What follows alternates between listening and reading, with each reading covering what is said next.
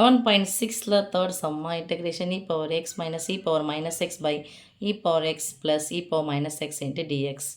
இதை தொகைப்படுத்த சொல்லிட்டாங்க. ஃபஸ்ட் நான் செய்ய வேண்டியது let t ஈக்குவல் டு என்ன எடுத்துக்கிறோம், e power x plus e power minus X எடுத்துக்கிறோம்.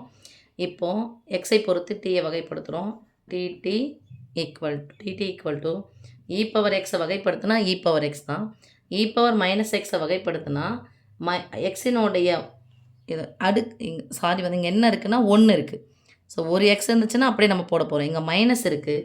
So minus e power minus x into dx.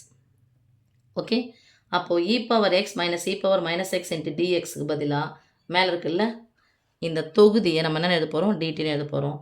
therefore integration e power x minus e power minus x by e power x plus e power minus x into dx equal to இந்த term ஃபுல்லாக நம்ம என்ன எழுத போகிறோம், integration dtன்னு எழுத போகிறோம். இந்த term ஃபுல்லாக by e power x plus e power minus x நம்ம என்ன எடுத்துக்கணும், tன்னு எடுத்துக்கிறோம்.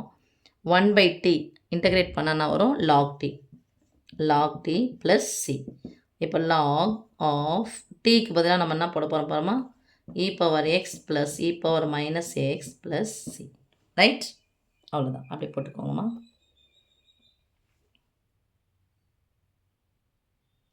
தெரியணும் 1 by t இன்டகிரேட் பண்ணோன்னா log t கிடைக்கும் நமக்கு தெரியணும்.